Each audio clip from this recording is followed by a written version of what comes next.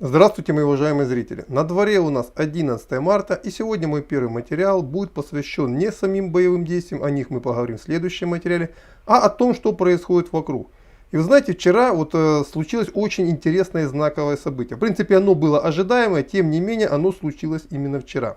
По сути, Россия в лице своего президента Владимира Путина ответила Западу на его санкции. На первый пакет санкций, огромный такой, мы не будем говорить там первый, второй, 10-й пакет, то есть тип санкций, которые сейчас объявляются России, которые должны вызвать экономические проблемы внутри России. Вот российское руководство в целом вчера на них ответило. Ответило ожидаемо, как я сказал, и очень красиво. Во-первых, по сути, хотя не юридически, но по сути объявлена национализация всех зарубежных предприятий, которые решили перестать работать на территории Российской Федерации. Формально все это будет выглядеть так. То есть предприятие иностранное, которое хочет закончить работу в России, управление им перехватывает руководство Российской Федерации, и далее Россия им управляет, сохраняя рабочие места и сохраняя производственный цикл. Вы знаете, вчера, выступая в большой политике, я перед этим слушал, что говорят выступающие. Вот мне очень понравился, скажем так, очень ключевое, я считаю, выступление было сделано замспикера Госдумы Российской Федерации Жуковым, который сказал, что перед руководством Российской Федерации, с учетом того, что самый главный фронт войны все-таки на самом деле происходит сегодня не на Украине, а это большое противостояние России и Запада. Вот две главные задачи, которые стоят перед руководством России, повестки внутренней политики, это сохранение рабочих мест и сохранение низких, относительно низких, насколько это может быть, уровней инфляции. Потому что Запад, очевидно, не имея возможности воздействовать на Россию военным путем, в том числе и на Украине, будет наносить удар именно сюда. И он его наносит. Он сегодня заставляет своих предпринимателей уходить из России, вытаскивать капиталы, уничтожать предприятия, чтобы устроить в Российской Федерации хаос. Но это приводит к совершенно другим результатам. То есть попытка вывести капиталы и уничтожить огромное количество рабочих мест обернулась по сути их национализацией. И сегодня собственники этих предприятий должны задуматься. Либо они теряют свой бизнес и получат за него какие-то жалкие гроши.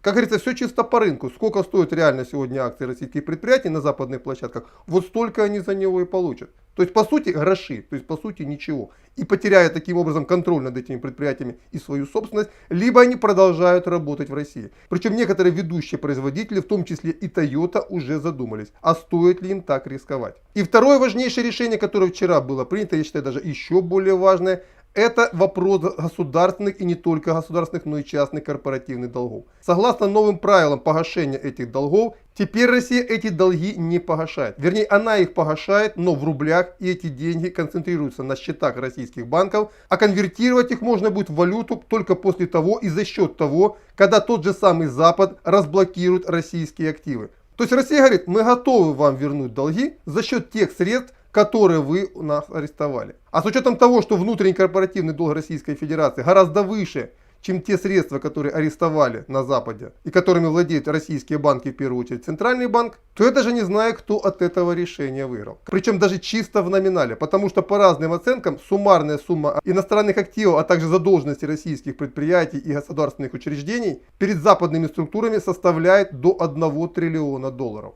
Напомню, активы, которые заморожены в Европе и в Соединенных Штатах Америки, оцениваются примерно в 220-250 миллиардов долларов. И здесь у тех людей, которые привыкли жить еще старыми нормами, а эти нормы, напомню, уже закончились 24 февраля 2022 года, они скажут, ну ладно, хорошо, Россия вот так поступила, но на нее же есть управа, есть там всякие ВТО, там всякие арбитражи, то есть подадут международные суды.